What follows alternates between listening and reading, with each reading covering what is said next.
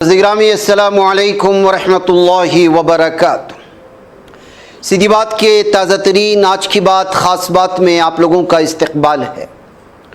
नाज़रीन, आज की ख़ास बात में मैं आज मुल्क के मुख्तलिफ़ इलाक़ों से वाबस्ता ख़बरों का इहाता नहीं कर रहा। एक अहम तरीन मौजू पर गुफ्तगू करने जा रहा हूँ।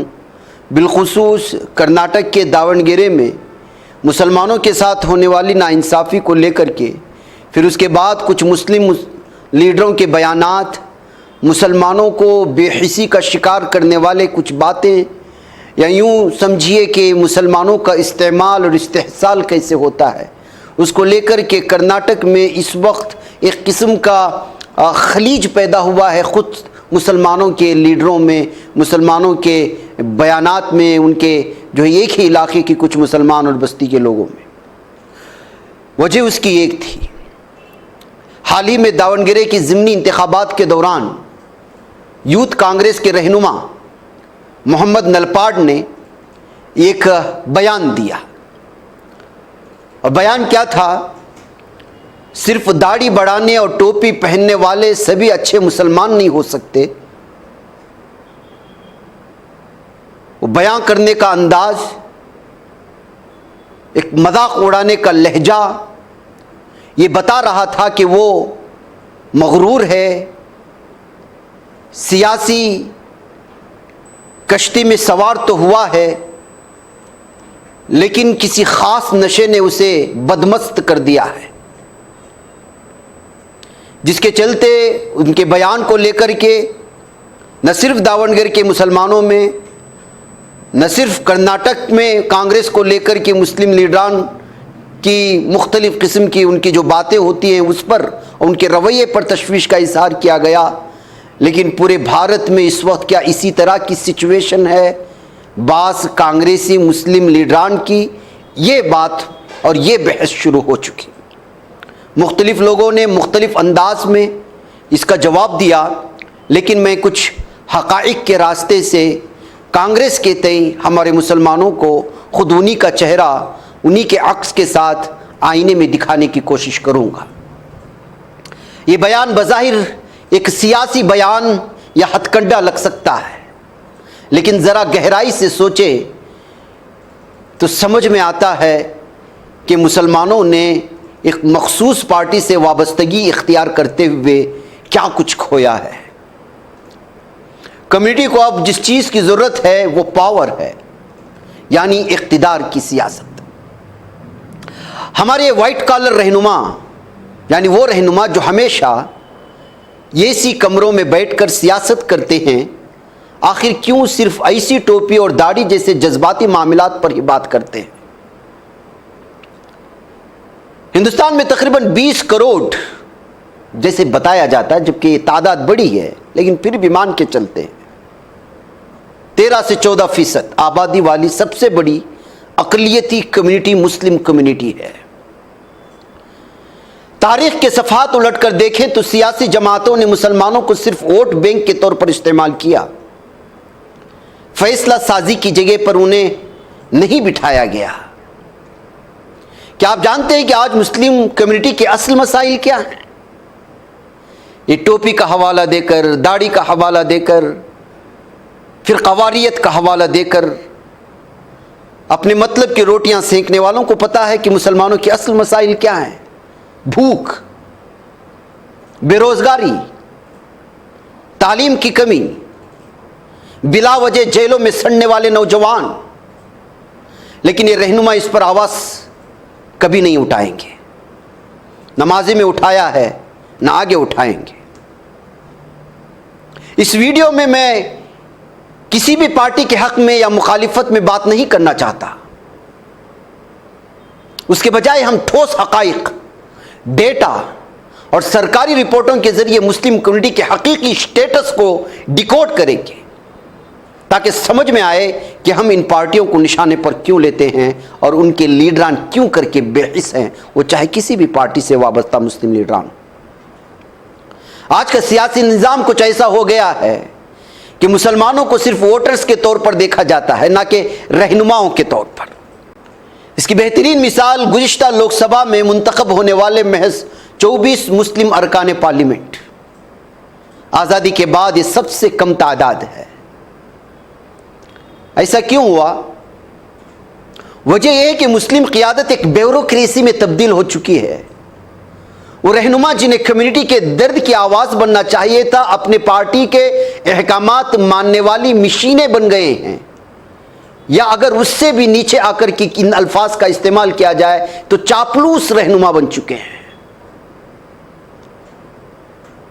या फिर गुलामाना जहनियत रखने वाले लीडर बन चुके हैं, या फिर अपने कौम को बेच करके अपना जाती मफाद निकालने वाले लीडर बन चुके हैं। आप सोशल मीडिया पर वायरल होने वाले इंटरव्यूज देखें। नौजवान रहनुमा टोपी और दाढ़ी पर तनकीद करते हुए खुद को मॉडर्न दिखाने की कोशिश करता है।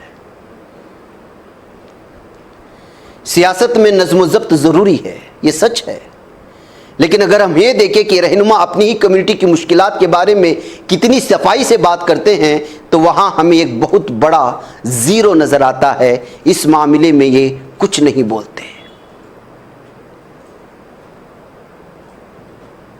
कभी ये रहनुमा बात करके देखें मुसलमानों की रिजर्वेशन के सिलसिले में, हिजाब के सिलसिले में, केजी हल्ली डीजे हल्ली में मासूम मुसलमानों की गिरफ्तारी के सिलसिले में, उनकी रिहाई के सिलसिले में, मॉब लिंचिंग जो हो रही है उसके सिलसिले में, मसाजिद के सामने त्योहारों के नाम पर नंगा नाच जो करते हैं उन लोगों के बारे में, हिंदुत्व का लीडर जो है खड़े होकर के मुसलमानों के खिलाफ, अक़लियती कम्युनिटी के खिलाफ, दलितों के खिलाफ जब बोलते हैं तो इनकी ज़बानों पर जंग लग जाता है। कांग्रेस या दीगर सेकुलर पार्टियों में मौजूद मुस्लिम रहनुमा कम्युनिटी के मफाद के बजाय अपनी पार्टी हाईकमांड की खुशामदी की सकाफत का शिकार हो चुके हैं। मुस्लिम वोटर्स को यह सिर्फ अपने रहनुमाओं के दोबारा इंतखाब के खेल की तरह लग रहा है और उससे कम्युनिटी को 1 रुपए का भी फायदा नहीं है। कुछ लोग कहते हैं कि कांग्रेस ने मुसलमानों को सब कुछ दिया, लेकिन हकीकत क्या है? डेटा क्या कहता है?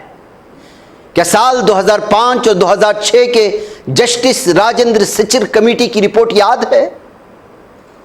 इस रिपोर्ट में वाज़ेह तौर पर कहा गया था मुस्लिम कम्युनिटी समाजी, माशी और तालीमी लिहाज से दलितों से भी निचली सतह पर है। आज़ादी के बाद से किसने सबसे ज्यादा हुकूमत की है? आप उस पिक्चर को सामने लाएं और सिचर कमेटी की इस रिपोर्ट को सामने लाएं तो असल कसूरवार कौन है यह आप समझ लें। इस कमेटी ने 76 सिफारिशात पेश की थी। यकसा मौक़े कमीशन का क़याम, मदरसों में इस्लाहात जैसी बातें कही गई, लेकिन वो सब किस हद तक नाफिज हुई ये सब आप जानते हैं। इन सिफारिशात को नाफिज करने की तो दूर की बात, अक़लियतों के स्कूल्स बंद कराए गए, उर्दू के नाम पर दुश्मनी फैलाई गई।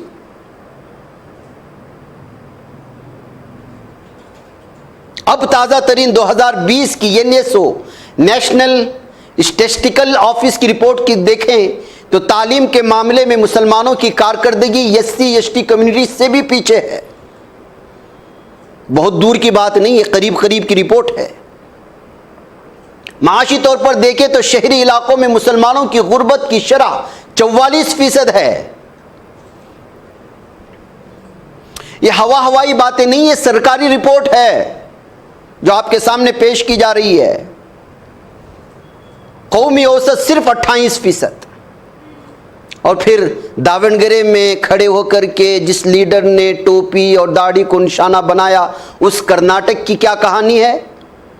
हमारी रियासत में साल 2015 में 169 करोड़ रुपए खर्च करके कांता राजू कमेटी के जरिए जात पात की मर्दमशुमारी करवाई गई। 2024 में लीक होने वाली इस रिपोर्ट का डेटा सुनकर आप हैरान हो जाएंगे। कर्नाटक में मुसलमान ही वाहिद सबसे बड़ी कम्युनिटी है, यानी कि 18.8%, यानी तकरीबन 75.25 लाख लोग। सिर्फ कर्नाटक में रहते हैं, लेकिन उनका लिवलीहुड इंडेक्स, मेयार ज़िंदगी का इशारिया क्या है? 32 पॉइंट्स के लिए सिर्फ 26.94, यानी रियासत का सबसे पसमानदा तबका। तालीम के एतबार से 11.7, इतनी ही फीसद लोग 10वीं जमात में पास कर पाते हैं मुसलमानों में। सिर्फ 11% लोग 10वीं जमात पास कर पाते हैं मुसलमानों के, और सिर्फ 5.5 उससे आधे कॉलेज की दहलीज तक पहुंचते हैं। यानी कि पढ़ते कम है, 10वीं तक पहुंचना ही कम, अगर पढ़कर के पास भी हो गए तो उसके आधे पहुंचते हैं आगे। अब यहां 5% पहुंचा है तो फिर उसके आगे कितने लोग पहुंचते हैं, आप खुद अंदाजा लगा ले। क्या कभी इस लीडर ने इस बात पर गुफ्तगू की है?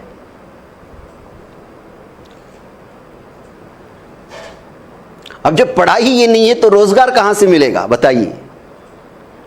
रोजगार की अगर फीसदी आप सुनेंगे तो हैरान और शशतर रहेंगे कि ये मुस्लिम कम्युनिटी है, 1.3% लोग सिर्फ सरकारी मुलाजिमतों में जा सकते हैं,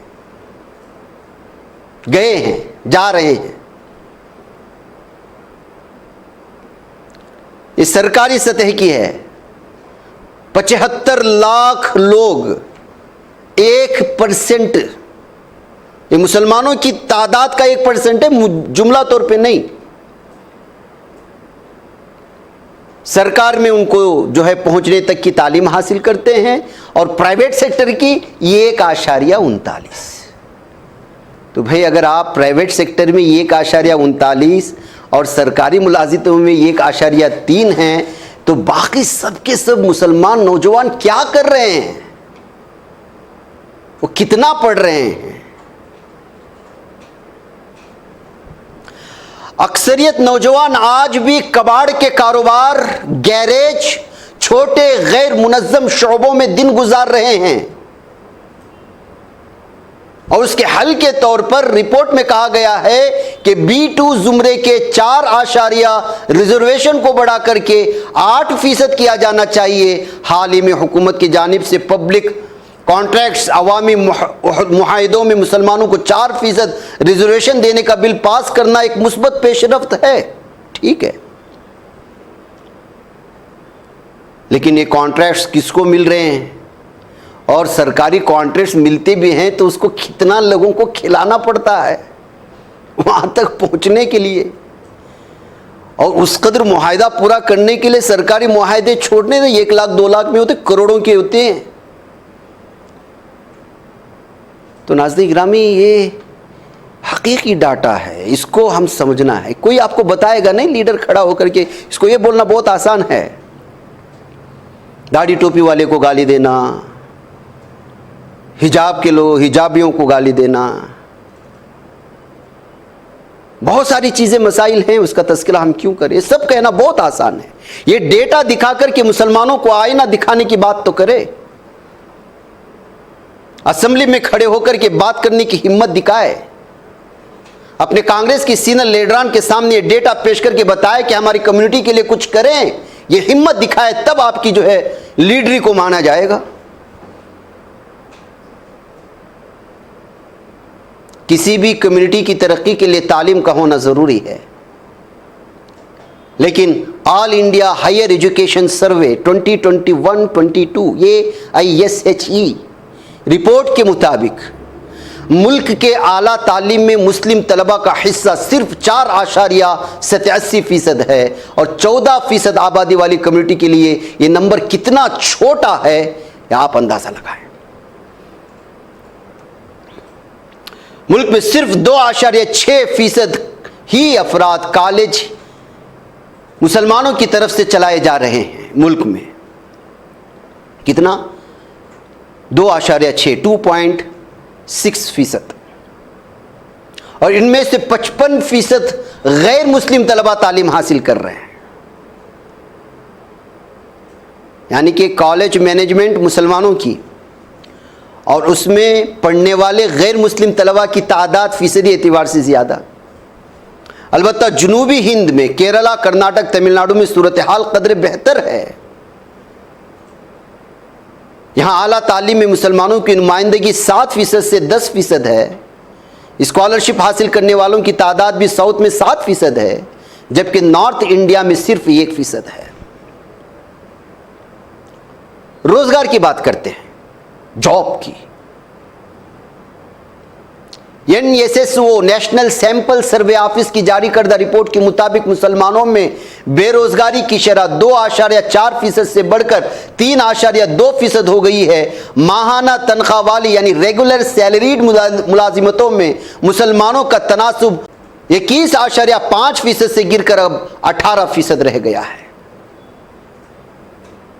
हुकूमत का वजीर आजम का 15 नुकाती प्रोग्राम जो है उसकी पेशरफ्त इतनी सुस्त है कि बहुत ज़्यादा पढ़े लिखे लोगों को भी ये मालूम नहीं कि ऐसा कोई मंसूबा मौजूद भी है।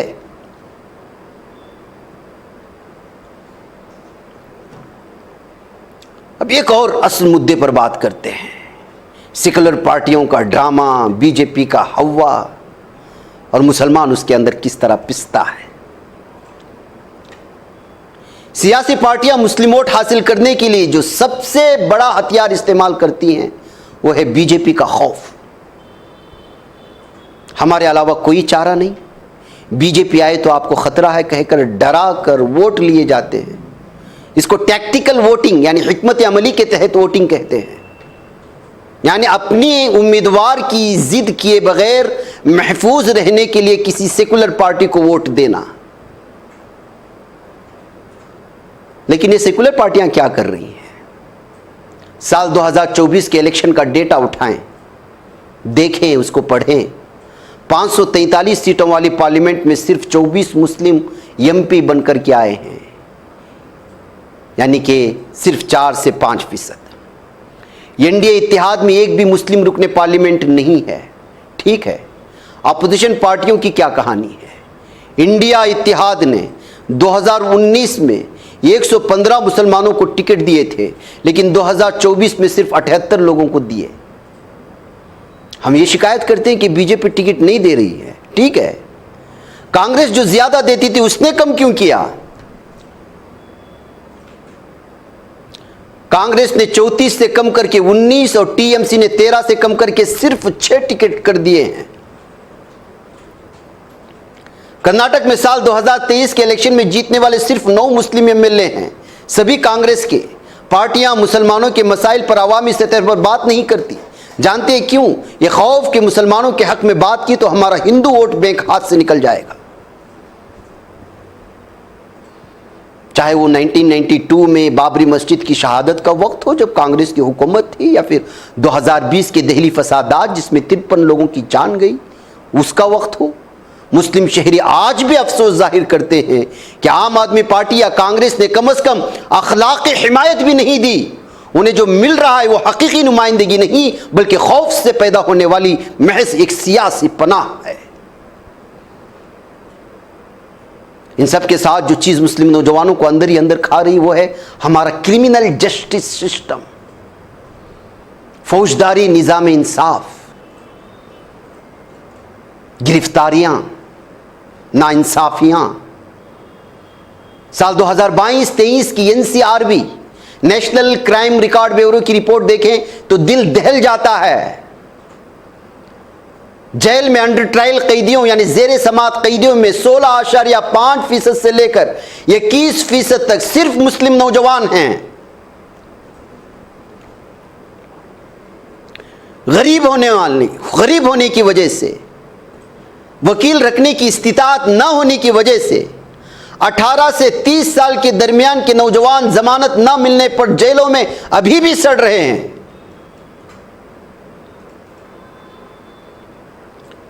इससे भी ज्यादा खौफनाक UAPA इंसदाद दहशतगर्दी कानून का गलत इस्तेमाल। साल 2016 से 19 के दरमियान UAPA के तहत 5,922 गिरफ्तारियां हुई। इस 16 से 2019 के बारे में बताया जा रहा है, लेकिन सजा सिर्फ कितनों को मिली? 2.2 लोगों को। कर्नाटक में पिछले 20 सालों में सजा पाने वालों में से 80% मामला सिर्फ गिल्टी प्लीज एतराफ जुर्म से आए हैं, यानी जमानत ना मिलने पर और ये सोचकर कि जिंदगी खत्म हो गई, मायूस बेगुनाह नौजवान तफ्तीशी इदारों के साथ डील करके जो जुर्म नहीं किया उसे मैंने ही किया कहकर कबूल करके जेल से बाहर आने की कोशिश कर रहे हैं।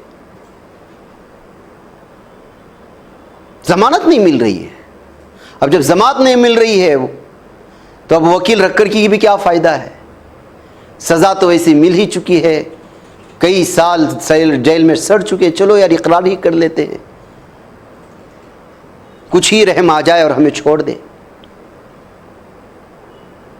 फार्मासिस्ट सऊद अहमद जैसे बेगुनाह नौजवान बगैर किसी सबूत के 19 साल कैद काटकर बाहर आए। उनकी जवानी कैरियर उन्हें कौन वापस देगा? किस व्हाइट कॉलर रहनुमा ने इस पर आवाज उठाई है? बताएं। दाढ़ी टोपी पर बात करने वाले बताएं। लड़कियों की सेहत की बात करें तो FINFHS रिपोर्ट के मुताबिक मुस्लिम खवातीन में खून की कमी एनीमिया बढ़कर 55.6% हो गई है, यानी ग़िज़ाई क़िल्लत उरूज पर है। इन सब के दरमियान कम्युनिटी के अंदर मौजूद ज़ात पात का निज़ाम, जी हाँ, सियासत और इक़्तिदार सब कुछ सिर्फ आला ज़ात के अशरफिया मुसलमानों के हाथ में है, लेकिन पसमानदा और दलित मुसलमान यानी पसमानदा कम्युनिटी आज भी समाजी इंसाफ से महरूम नजर आती है। तो ये तो हो गए हमारे मसाइल, बीमारियां। इसका हल क्या है? दर्द तो दिखाया है, दवा क्या दें? सवाल करें, सवाल करने वाली क़ियादत की ज़रूरत है। पार्टी के ग़ुलाम बनने वाले और खुशामद करने वाले रहनुमाओं को किनारे रखकर कम्युनिटी के मफाद के लिए बात करने वाले रहनुमाओं को तैयार किया जाए। मजहबी रसूमात के साथ साथ नौजवानों को आइन की तरफ से दिए गए हुकूक के बारे में आगाह किया जाए। नई टेक्नोलॉजी, बिजनेस के बारे में रहनुमाई की जाए। उत्तर प्रदेश के सीतापुर में प्रथम फाउंडेशन की तरफ से लाया गया तालीमी इनकलाब हमारे लिए रोल मॉडल बनना चाहिए। हम सिर्फ कांग्रेस, JDS या किसी एक पार्टी के पाबंद बन चुके हैं। इस सोच को छोड़कर मकामी सतह पर जो लोग काम करते हैं उनकी हिमायत की जानी चाहिए, जो आपके दरमियान में रहता है और सुबह से शाम तक आपके मसाइल हल करने की जुस्तजू में रहता है। नाज़रीन गिरामी, हमने जो डेटा देखा उसका खुलासा है बस किसी की बात को किसी के बात से जवाब दे करके गुस्सा और इश्तियाल दिलाने के बजाय हक़ाइक़ से अगर आगाही दी जाए तो शायद इनको समझ में आए कि वो किस कदर मुसलमानों को धोखा दे रहे हैं, और कभी तन्हाई में बैठे तो उनको समझ में आए कि ये सब कुछ जो हम इस वक्त अय्याशियाँ कर रहे हैं, जिनके वोटों पर कर रहे हैं, जिनको डरा कर रहे हैं, कभी उनका ज़मीर भी उनको लामत मलामत करे जब वो तन्हा किसी कोठरी में बैठे। आज मुस्लिम कम्युनिटी को टोपी, दाढ़ी और बुर्क़े जैसे महज जज्बाती मामलात नहीं सता रहे। कम्युनिटी को अंदर ही अंदर जो चीज़ मार रही है वो है स्ट्रक्चरल पॉवर्टी, गुर्बत, तालीम की कमी और निज़ाम अदल में ताख़ीर। इन जैसे मामलात पर बात करके कम्युनिटी को पावर पॉलिटिक्स की तरफ ले जाने के बजाय अगर दाढ़ी, टोपी और हिजाब की बातें की जाए तो कम्युनिटी यकीनन टूट कर बिखर जाएगी या मज़ीद ग़ुलामी की तरफ चली जाएगी। इस बात का एहसास नलपाड़ जैसों को होना चाहिए। नलपाड़ अकेले नहीं है, इस जैसी सोच रखने वाले पूरे भारत में कई मुस्लिम लीडरान हैं और उसके हम लोग कई मिसालें इससे पहले भी दे चुके हैं। ये तो जज्बाती तौर पर वो बोल गए जिसकी वजह से जो लोगों की तनकीद में आ गए, वरना इसी सोच रखने वाले लोग न जाने कितने हैं।